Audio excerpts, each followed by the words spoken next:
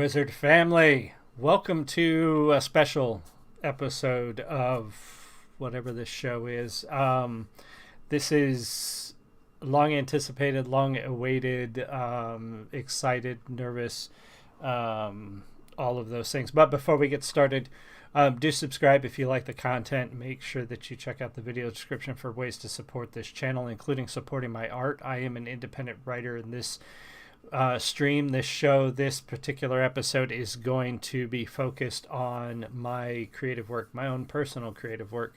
I'm going to be doing an unboxing of my first game book, my first tabletop role-playing game supplement that has been many years in the making. And some people will say, well, why did it take so long? If you're really passionate about this, shouldn't it have happened years ago? And we're going to talk a little bit about that first.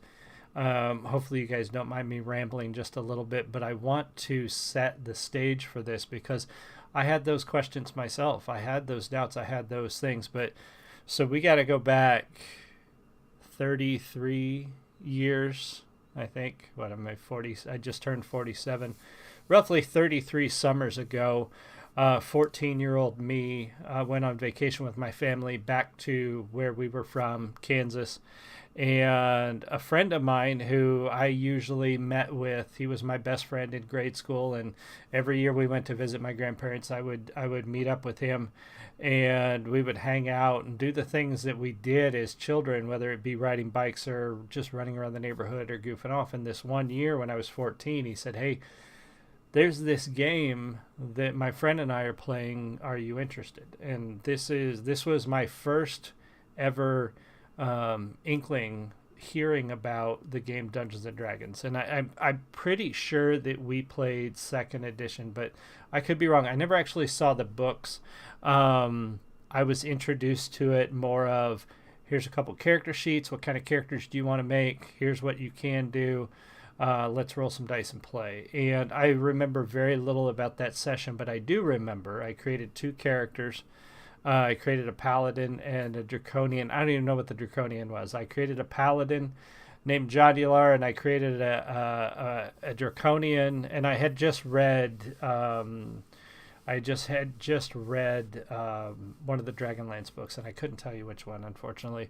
So I knew what a draconian was, and I made this draconian named Ayla. And at the time, I was actually reading Valley of the Horses by Jean All, I think is her name, the Clan of the Cave Bear series.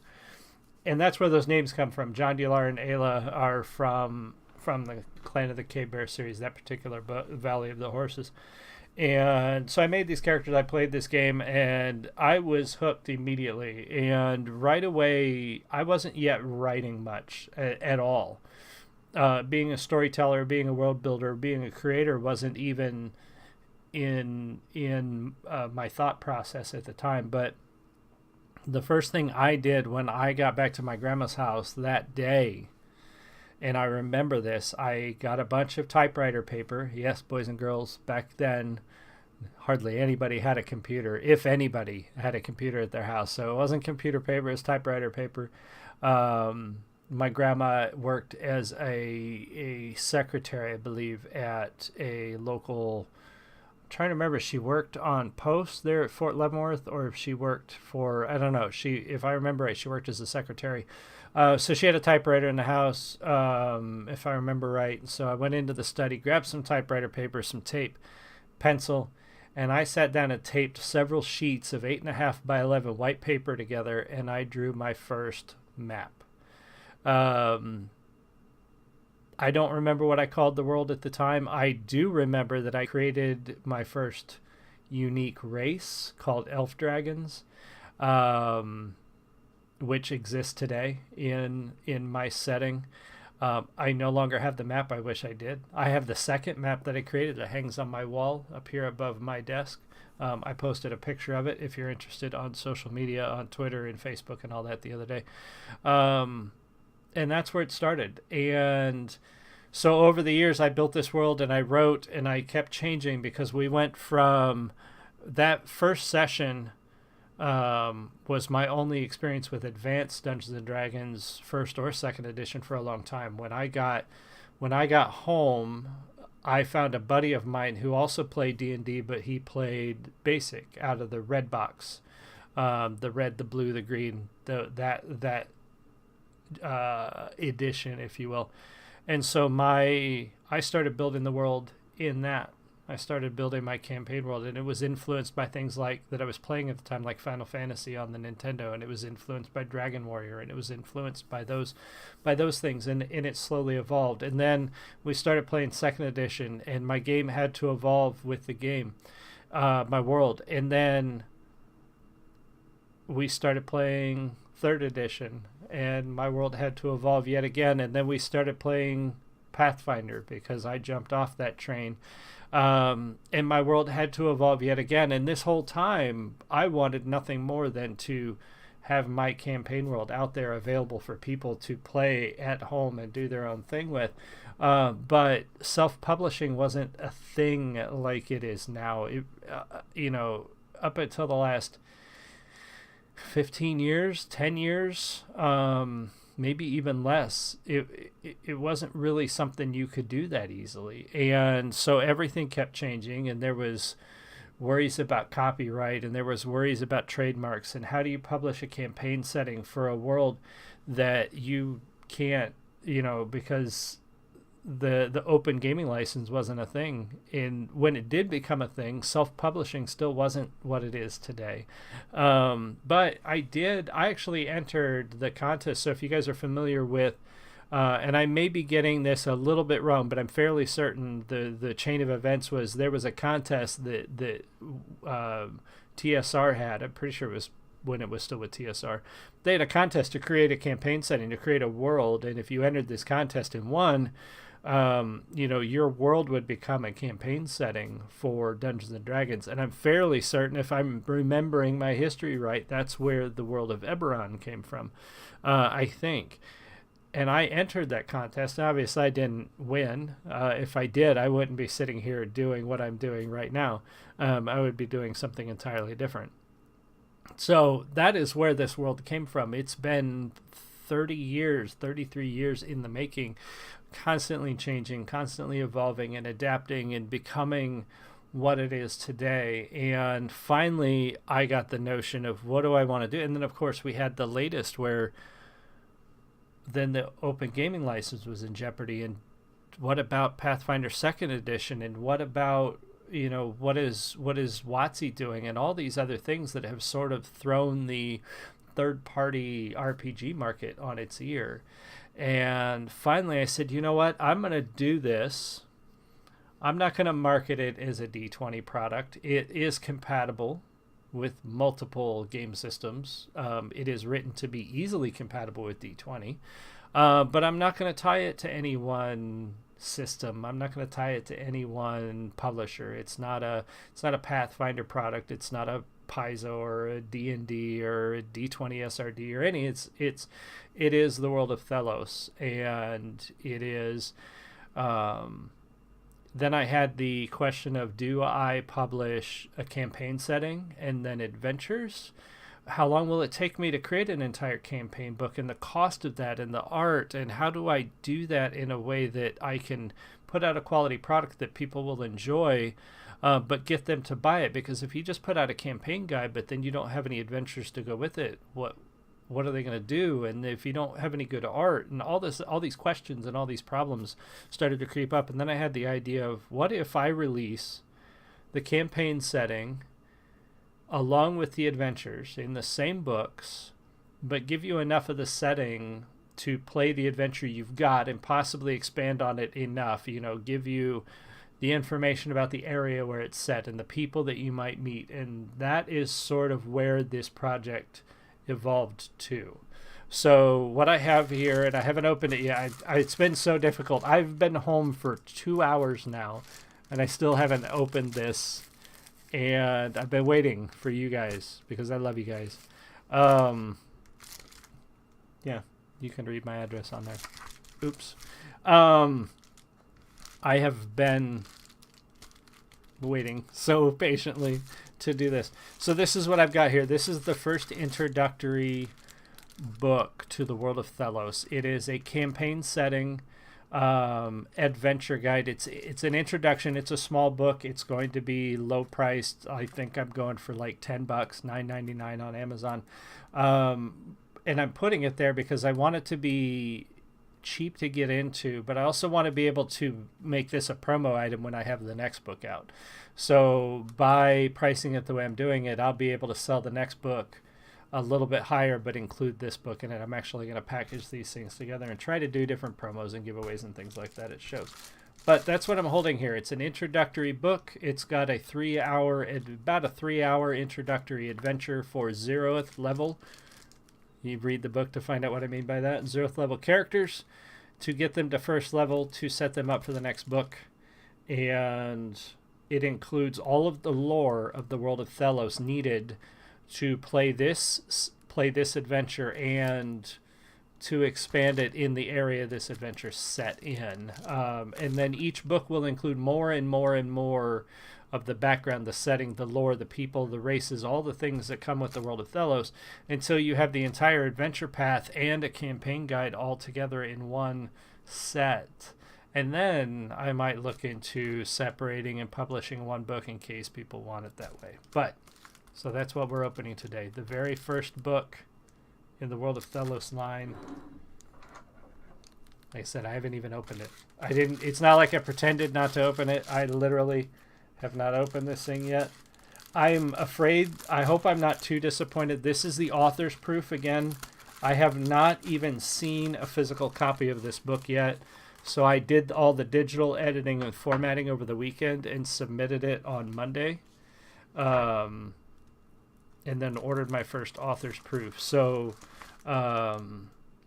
this is what I need to look at to make sure I got all the formatting right, make sure I got the art in the right place, make sure all the pages look good. The final look over, make sure everything is the way I want it before I click the button and publish it. So that's what we're going to be taking a look at today. So get this out of here. There we go.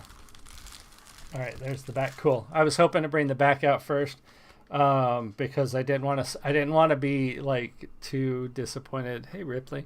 With the cover at first. I was worried about the cover only because the way it looks on your editing tool is I was always afraid it's not going to look the same, here based on size. As far as the size of the book goes, it's a little different than most gaming books. Yeah, I was just comparing it to one of the other books that I've got sitting over there. It's a little shorter. I think that's fine. It's a little bit different format. And then we'll take it over. Oh, wow. It actually, I was afraid it wouldn't look that good. So there's our cover. The World of Thelos, The Stones of Kale, Book 1, The Heartstone. That is the name of the adventure. The Stones of Kale is a series of adventures about, finding all these stones that trap a demon into the world, out of the world. And then there's our back. I posted on social media who the artist is for this, and I've got it in the credits here in the book. So I'll flip to that real quick so you guys know who the cover is by an artist named Grand Failure. I got all the art off of iStock. No AI was involved in the making of this product. Yeah, look at that. That's your cover right there. I am not certain about the size of the book. I'm probably going to keep this book this size, but I'm not sure if the next set, maybe the next book is going to be a slightly different size.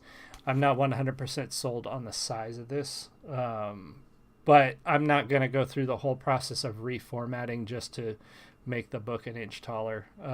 That would not be fun. So the back of the book says, "Welcome to the World of Thelos. The World of Thelos is a setting many decades in the making. It is a world of high magic, brave heroes, dark villains, and epic adventure. Thelos is on the crux of an industrial revolution which blends magic and technology in a form we have come to call mage punk." Now, that word, I looked and looked and looked and dug and dug and dug, and I don't know if the phrase, term, word mage punk has been used in the past. I was looking for a unique technological hook in this setting, and that's where I came up with mage punk. They have figured out a way to make mechanical devices, firearms, clocks, things like that, work using the stored energy of magical items similar to a battery. And I call it mage punk. If it's been used before, oh well. I'm not trademarking the word. I'm not claiming that I created the word. It may have been used before. I don't know. But that is my interpretation of it. Anyway, the setting is designed to be played with any D20 system, but with minor changes, it can work with any of your favorite RPG systems. It is my hope that with this series to release both a campaign setting and adventures set in the world of Thelos. Once complete, you should have everything you need to create your own adventures in this setting, as well as a multi-part adventure series for your group to become familiar with the world and its denizens. With this volume, we will have an introductory adventure for 0 to first level characters and designed to last roughly 3 hours. Also in this book is the lore of the area where the adventure is set, the people, races, creatures that the party will encounter, and some background information on the world of Thelos. Welcome to my world. I hope you enjoy the ride. So yeah, it's 27 pages of text. Is the size of the guide. Like I said, I've got some art in there. Again, no AI art. All our artists are credited in the copyright page. All the art was paid for off of iStock. My own Critical Role chart. You'll have to check out the book to see if you are interested in that. Some of this stuff is modular and can be used in your own home games, like some of the variant rules. And then the adventure will start here. Everything looks so good. I want to show you just some of the highlights. The map for the caverns in the adventure. And then we get into the lore of the world, the pre-generated characters. There are pre-gen characters in here, but you can make your own, obviously, just like any table. And just like any game, I'm a huge advocate of it's your table. You play the game the way you want to play it. I'm just going to offer you the way I designed it. You do it however you want. I am not going to say what's right, what's wrong, what you should or shouldn't do when it comes to playing the game at your table. So that's it. That's the World of Thelos, the first book in the World of Thelos series. The Stones of Kale, book 1, the Heartstone. I got to do some final review of this, make sure it looks good, make sure it's all pretty and that we don't have any mistakes. And then I will be hitting that publish button. And it's here. It's here, boys and girls. I'm just so excited. This will be available soon. I will post on social media when it's available. I will also be getting this up on digital marketplaces. It will be available on Amazon. It will be available through my eBay store, which if you guys have ordered books from me through there, you know how that works too. I just order copies. I sign them, ship them to you for the same price. I just have you guys cover shipping, which is just a few dollars. So these will be available soon in my eBay store as well, as soon as I get physical copies. And they will be available at all of my shows if you meet me at shows. Ed, thank you so much. Glad you were here. I appreciate that. Yeah, let me know what you think. Let me know if you have any questions. Watch social media. You can find the links in the video description below. But I will post when this goes live, when it is available if you're interested. And then I will start offering deals and digital copies and all that cool stuff. So thank you, everybody. Ed, everybody else who was here. I appreciate you guys. I'll see y'all soon. Make sure you subscribe and have a great one. Much love.